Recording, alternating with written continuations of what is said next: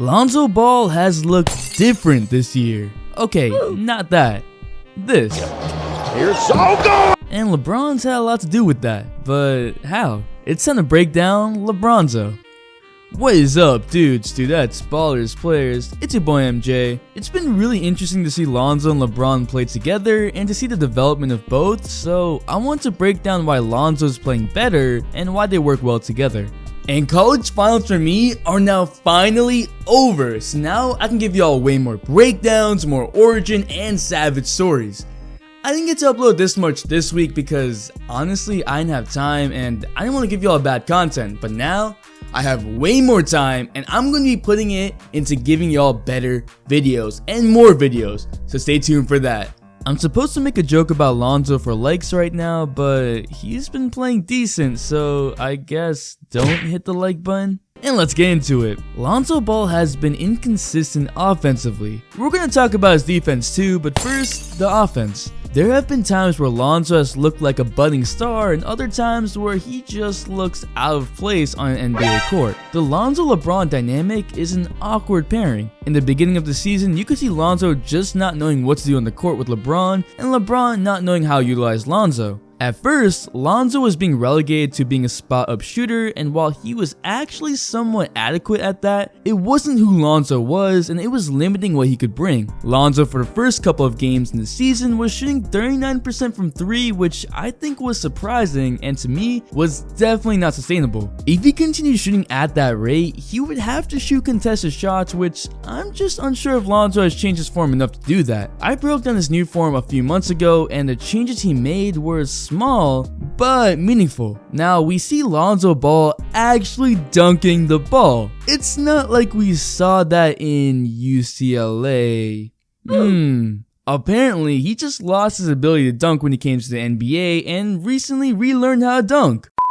The dunk was not shocking because of what Lonzo could do, it was shocking because it was a contradiction to what Lonzo's identity had been established too. Lonzo was the calm and cool guy, the guy that was reserved with his play and his demeanor. In just one play, Lonzo showed a different side to him, a side with more aggression. Lonzo's dunked before, but just not with more oomph. And the build up to this dunk came from LeBron, and I don't mean within the play itself. LeBron has dubbed Lonzo the young king, giving him compliments and encouragement since arriving on the Lakers. Having a guy like LeBron being your hype man would probably give you new levels of confidence. After all, LeBron is Lonzo's idol. So when LeBron told Lonzo to be more aggressive, we didn't really see a whole change in his game. We saw slight modifications, like a slight pump fake and drive to the paint, or driving and dishing. His frequency of shots in the paint this season has increased by 7%. In his past 5 games in which he's averaging almost 11 shots a game, which is similar to his first season, he's averaging 5 shot attempts from the paint, which is way up from the 3.2 he was taking in his first year. His frequency of shots in the paint in the past 5 games is 43%, which is 11% higher than last season. This new aggressive Lonzo is spurred by confidence and is much more of a threat than a spot-up Lonzo. So when Lonzo dunked that ball, it came as a surprise because of his attitude and a newfound confidence. But the build-up was there for a while. I've said this about LeBron when he gets passive, and this applies to Lonzo as well. If you look to pass and the defense realizes that, they won't care about what you're doing. It makes creating opportunities for your teammates pretty hard. Now, if you're looking to score, the defense will converge onto you, and then you can find the open man with the pass. For all the praise I'm giving Lonzo, this doesn't mean he's dramatically changed. He still has some old Lonzo in him. What the hell, Lonzo? Bro,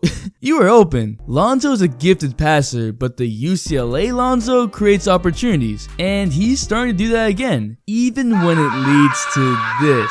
How is this not a foul? Like, goddamn. And Walt's acting like he had the block of the century. Man, that was a tackle. Both LeBron and Lonzo are the number 1 and number 2 pass options for most Lakers players, and both are the ones making the most passes. On the court, LeBron and Lonzo love to run a 2-man pick and roll game and see what opportunities come out of that. When LeBron LeBron sets the pick, most people go under, leaving Lonzo open for a 3. If that option isn't there, Lonzo can dish out to LeBron or drive himself to see what opportunities are being created. When Lonzo sets the pick, Lonzo can pop out for a 3 if LeBron gets doubled, or be a guy that can quickly swing the ball around immediately after LeBron passes to him. While Lonzo's 3-point percentage looks the same, Lonzo has been making more timely shots and has been overall more dependable, especially in the clutch. On an extremely small sample size of half a shot per game in the clutch, he shot 57% from the field and 60% from 3. Those are pretty good numbers. Now, about the defense.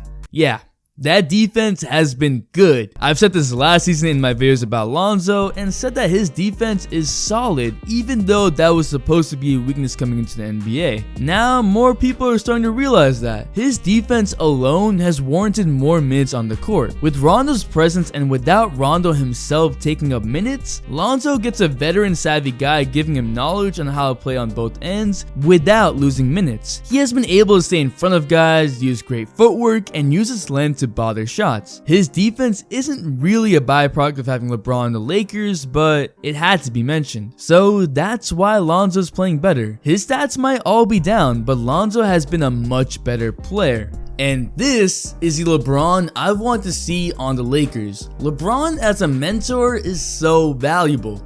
And because he's locked up in a contract and is going to be there for the long haul, players see him as a backbone. LeBron has also learned how to play with this team and help them win, but at the same time, let the young players develop. And it's great to see. As a Lakers fan, it's actually great to see your team be exciting. My other team, the Knicks, we need help. I like seeing Lonzo play with more drive, but what do you think? How far can the Lakers actually go, and what do you think about Lonzo? I'm so excited to being able to upload more for you guys, so subscribe for more stories and breakdowns like this. Drop a like for Lonzo being Lonzo. The Instagram shout of the day goes to Juiced, and the all day notification squad shout goes to Christian Blake. Thanks for the all day support. Make sure to bell for all the notifications, cause some of y'all not getting my notifications for videos. And if you're not a sub, hit that subscribe button join the all day community for more fire content, all day support. It's your boy MJ. We out. Hop in my spaceship. Okay, just hop in my spaceship now.